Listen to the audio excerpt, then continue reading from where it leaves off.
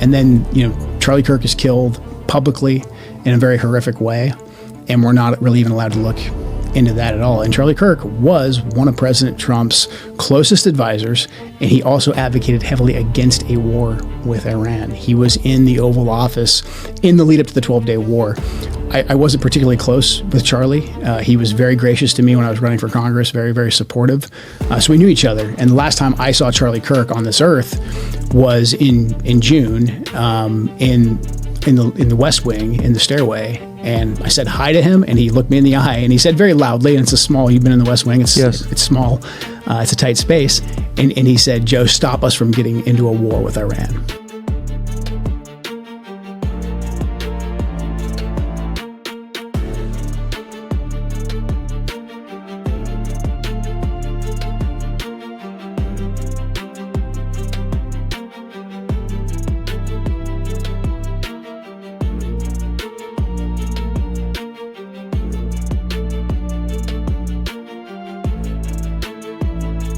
On the 11th, I received a call from a friend of mine who happens to be a retired detective that worked for me for many years. I didn't put that out there initially.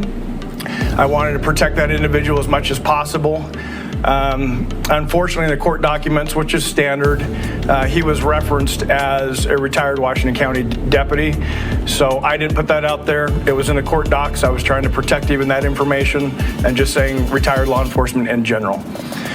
So I get a call from my friend, and his said, "Hey, how you doing?" Good. And it's not, he's been retired a few years. We'll call each other. It's not unusual for me to get a call from him or vice versa. And at 8:02 p.m., he calls me. Hey, I can tell his voice is kind of shaky. So my first thought is, who died? Like who's he going to tell me that died? And then I couldn't fathom what actually came out of his mouth. So he said, "Hey, I know who Charlie Kirk's shooter is. I know the family through religious association, and he's in Washington County now, and we're working on trying to get him to come in voluntarily." Good morning, ladies and gentlemen, and some of the most interesting news of the day, in one of them "I told you so" moments. The sheriff who handled the surrender of Charlie Kirk assassin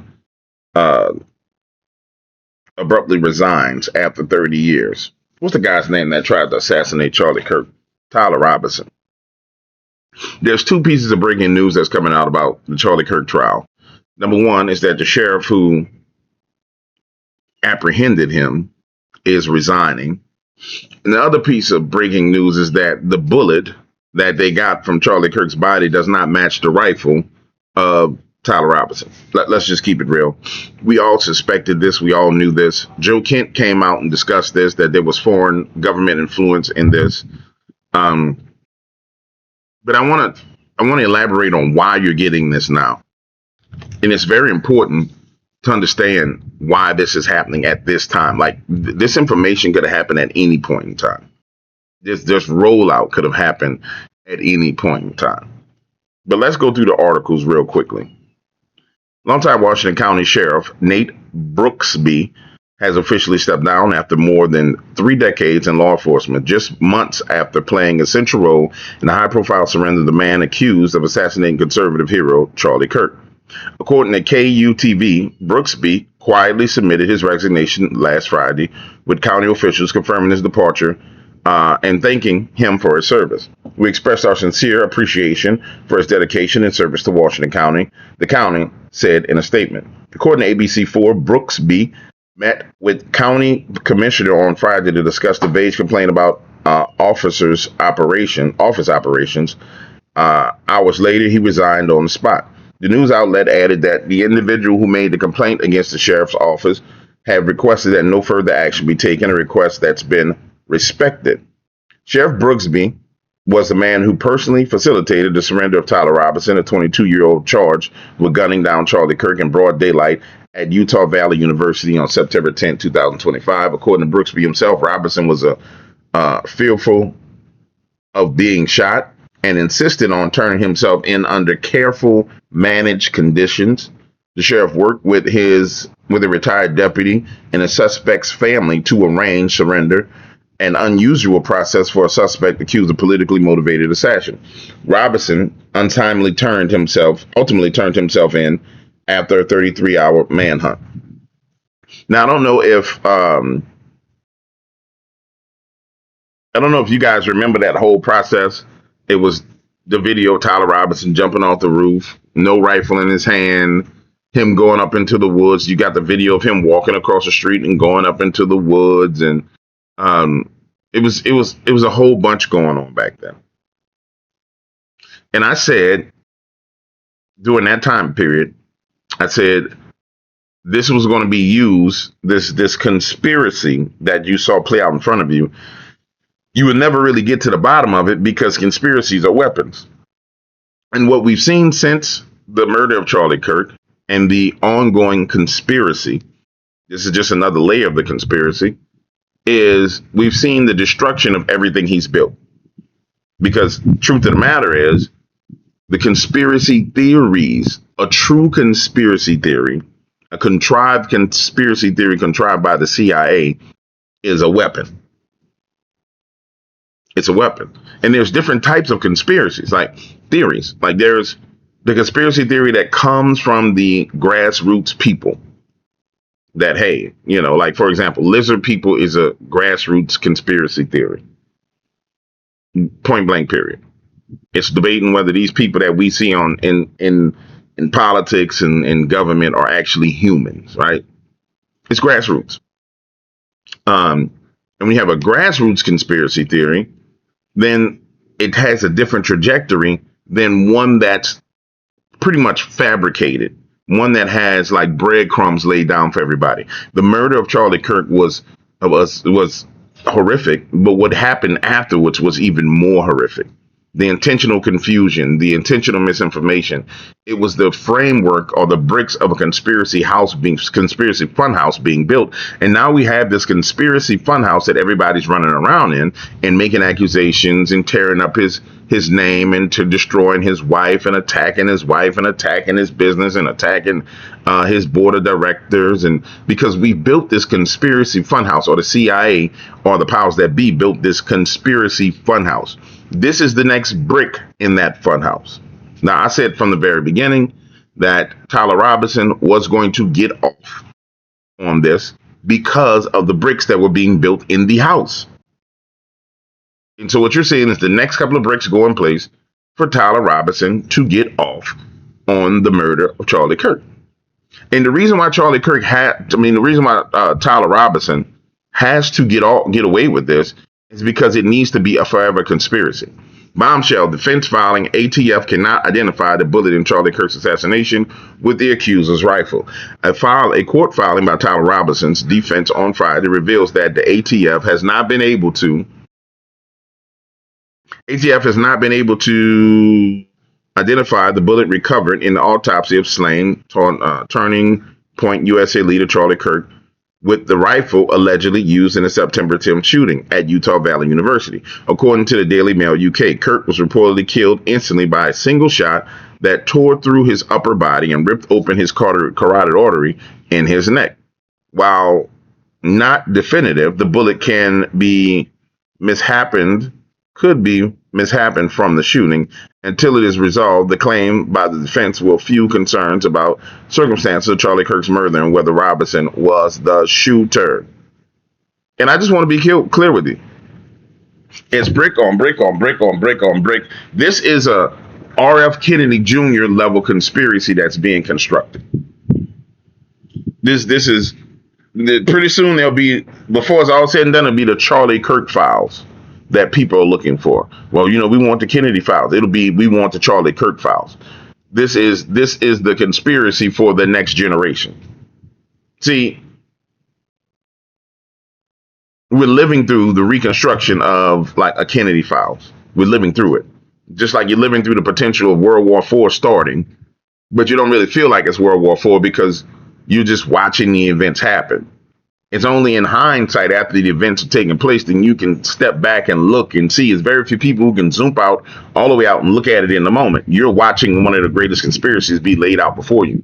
And so what will happen today, by this evening, you'll have every pundit It'll start with who was right about this and who was wrong about this. You have Candace Owens emboldened because of her. I was right about this and I told you this. That's going to feed the Candace Owens crowd. Um, it'll feed to more of the attacks on Erica Kirk. And what scares me about this for Erica Kirk is we get into the territory where people have lost their mind so much as it pertains to Erica Kirk that you might find somebody assassinate Erica Kirk or bring harm to Erica Kirk because they think she killed her husband. Or simultaneously, you might find someone assassinate, hurt, or harm Erica Kirk because what I would like to call the widow's armor has been taken off of her. And I don't know if people understand this, but widows do have armor when their husband dies. There's a certain level of sympathy that a widow has. Her widow's armor has been destroyed. I mean, it's just been decimated. And it's why I tend to stay away from this, because only a wicked individual attacks a widow. I'm sorry. I mean, you don't give the woman a chance to grieve. You a wicked son of a bitch. That if you attack a woman, I don't care what you think about her. And what we see now is that Turning Point USA, which is what Charlie Kirk built, has pretty much been destroyed. It's pretty much been decimated. So that man's name, he was killed. And I'm going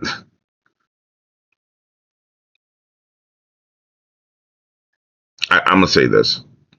We did this talk about witchcraft and what witchcraft is, right? And the psychology of witchcraft. And it's based on the Psalms. And it's based upon the wishes of witches. Hold on, I'll show it to you. This is one of the slides from our Bible study that we covered.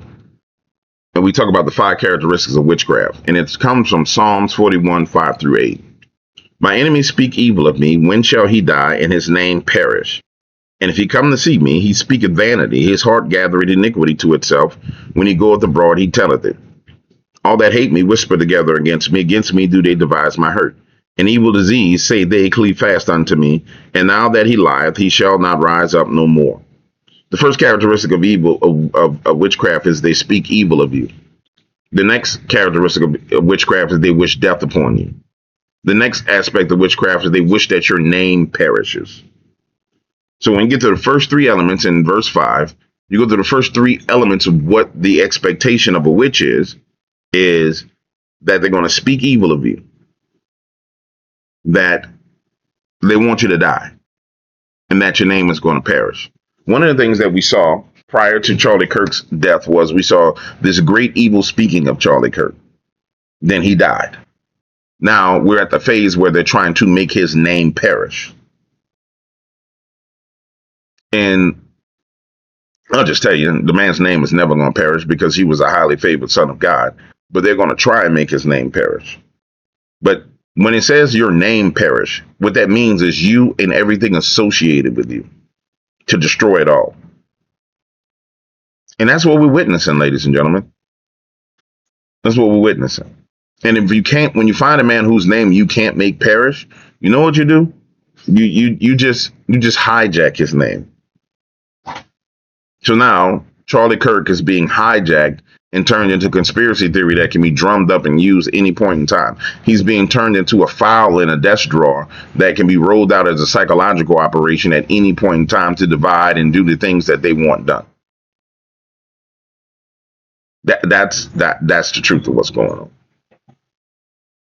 If you don't believe me, same thing Alex Jones went through. My enemies speak evil of me. All evil speakings throughout the whole news, throughout the whole media. Same thing Donald Trump went through. My enemies speak evil of me. The largest witch hunt ever. When shall he die? They tried to assassinate Donald, and his name perished. They've already said that at the end of the day, when they're said and done, they want to put him in prison. They want to kill him. They want to kill his family, and they want to wipe his name from history. It's witchcraft. You know, as a man that worked as a political consultant for a while, and when I say a while, I did quite a bit of work. You come to realize that every political consultant is a high-level witch. mean, you've mastered manipulating people's minds, influencing people's opinions. Every political consultant is a high level witch.